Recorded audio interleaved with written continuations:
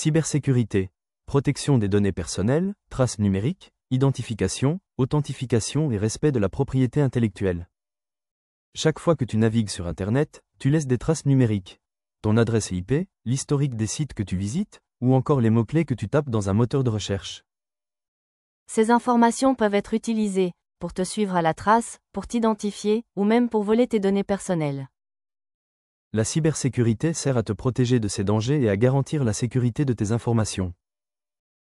Pour se protéger efficacement, la cybersécurité exige d'identifier les informations sensibles qui peuvent être visées par malveillance. Commençons par nous intéresser aux données personnelles. De quoi parle-t-on ? Ce sont toutes les informations qui permettent de vous reconnaître: nom, prénom, adresse, numéro de téléphone, photo.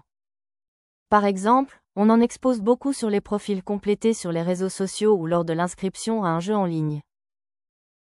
Qu'est-ce qu'une trace numérique ? Ce sont les informations que vous laissez sur Internet sans vous en rendre compte. Historique de navigation, cookies, messages postés, localisation. Et la géolocalisation, c'est quoi ? C'est ce qui permet de connaître notre position grâce au GPS ou à l'adresse IP. Très bien. Et c'est quoi l'identification ? C'est le processus qui permet de déterminer l'identité d'une personne. D'accord. Et est-ce que c'est différent de l'authentification ? Oui, l'authentification, c'est le processus qui permet d'autoriser des accès en vérifiant l'identité. Par exemple, à l'aide de mots de passe ou empreintes digitales. Pour finir, qu'est-ce que la propriété intellectuelle ?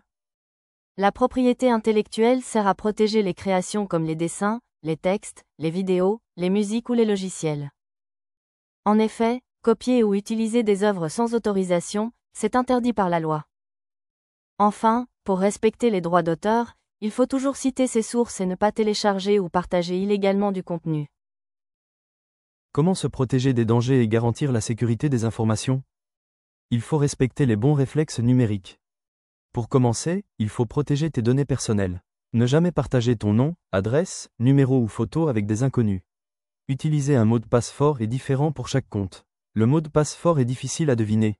Il contient au moins 12 caractères, mélange des lettres majuscules et minuscules, des chiffres et des symboles.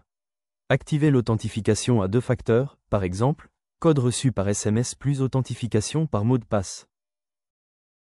Ensuite, il est important de bien gérer ces traces numériques. Supprimer régulièrement les cookies, utiliser la navigation privée pour faire des recherches, et régler les paramètres de confidentialité sur les réseaux sociaux.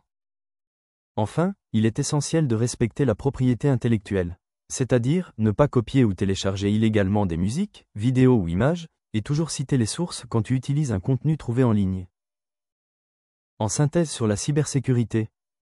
La cybersécurité, c'est apprendre à protéger ce qui est personnel, comprendre ce qu'on laisse en ligne et adopter les bons gestes pour rester en sécurité. Voici les points essentiels à retenir. Les données personnelles, c'est ce qu'il faut protéger. Les traces numériques, c'est ce qu'on laisse sans s'en rendre compte. L'identification, authentification, c'est pour se connecter en sécurité. La géolocalisation, c'est pour être retrouvé. La propriété intellectuelle, il faut la respecter. À retenir, la cybersécurité protège les données personnelles et limite les risques liés à l'usage d'Internet. Elle permet de gérer les traces numériques, de sécuriser son identité et d'éviter les usages malveillants. Pour cela, il faut adopter de bons réflexes, sécuriser ses infos, utiliser des outils adaptés, limiter ce qu'on partage et respecter les droits d'auteur.